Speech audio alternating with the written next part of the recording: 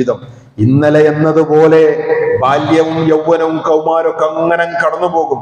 രോഗമുണ്ടാകാം, ആരോഗ്യമുണ്ടാകാം, സമ്പത്തുണ്ടാകാം, ദാരിദ്ര്യം ഉണ്ടാകാം, കഷ്ടപ്പാടുണ്ടാകാം.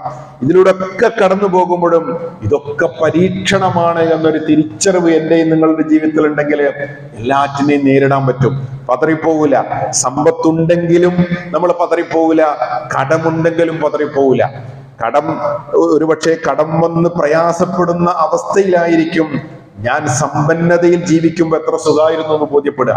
സമാധാനത്തോടെ ജീവിക്കുമ്പോൾ എന്തെങ്കിലുമൊക്കെ ഒരു പ്രശ്നം വരുമ്പോഴാണ് എത്ര സമാധാനത്തോടെയാ ഞാൻ ജീവിച്ചതെന്ന് ബോധ്യപ്പെടുക.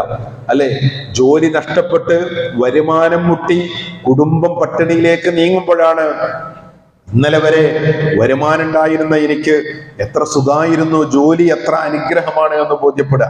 ഞാൻ നേരത്തെ പറഞ്ഞ പോലെ നമ്മൾ ഇന്ന് അനുഭവിക്കുന്ന ഓരോ ശാരീരിക അനുഗ്രഹങ്ങളും അത് എത്രമേൽ വലുതാണ് എന്ന് ബോധ്യപ്പെടണമെങ്കിൽ അത് നഷ്ടപ്പെട്ടു തുടങ്ങണം. കണ്ണിന്റെ കാഴ്ച നഷ്ടപ്പെട്ടു തുടങ്ങണം, കാതിന്റെ കേൾവി നഷ്ടപ്പെട്ടു തുടങ്ങണം, വൃക്കയുടെ പ്രവർത്തനം പതുക്കെ പതുക്കെ കുറഞ്ഞു തുടങ്ങണം, ശ്വാസം മുട്ട് അനുഭവപ്പെടണം.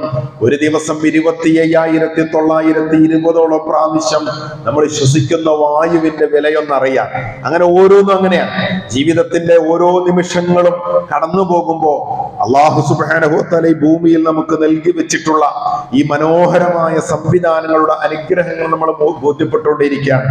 അവസാനം ജീവിതത്തിന്റെ വില അറിയണമെങ്കിൽ ആ ജീവിതം നഷ്ടപ്പെടുന്ന മരണത്തിലേക്ക് എത്തണമെന്നാണ്. ഏതായിരുന്നാലും പ്രിയപ്പെട്ടവരെ, ഈ പരീക്ഷണത്തെ എല്ലാം നമ്മൾ അതിജയിക്കേണ്ടത്, നേരിടേണ്ടത് നന്ദി ബോധത്തോടെ ആയിരിക്കണം, സ്വബ്രോടുകൂടി ആയിരിക്കണം, അതേപ്രകാരം തന്നെ ശുക്രോടുകൂടി ആയിരിക്കണം എന്നതാണ് നമ്മൾ മനസ്സിലാക്കേണ്ടത്. അവർക്കാണ് വിജയം. എപ്പോഴാ പരീക്ഷണം വിജയിക്കുക? പരീക്ഷയിൽ അല്ലാഹു ആവശ്യപ്പെട്ട മാർക്ക് കിട്ടുമ്പോൾ, അല്ലെങ്കിൽ ഒരു പരീക്ഷയിൽ നമ്മളൊരു കുട്ടിയെ വിജയിപ്പിക്കുക, നമ്മുടെ ചോദ്യങ്ങൾക്ക് നമ്മൾ പ്രതീക്ഷിക്കുന്ന ഉത്തരം നൽകുമ്പോഴാണ്. ശരി, അള്ളാഹു നമുക്ക് നൽകിയ ഈ ജീവിതത്തിൽ നമ്മൾ വിജയിക്കുന്നത് അള്ളാഹു എന്തൊന്നാണോ ഈ ജീവിതം കൊണ്ട് നമ്മളിൽ നിന്ന് തിരിച്ചുത്തരം ആവശ്യപ്പെടുന്നത് അത് കൊടുക്കുമ്പോഴാണ്. അത് മരണത്തോടുകൂടി നമുക്ക് നൽകാൻ കഴിയണം.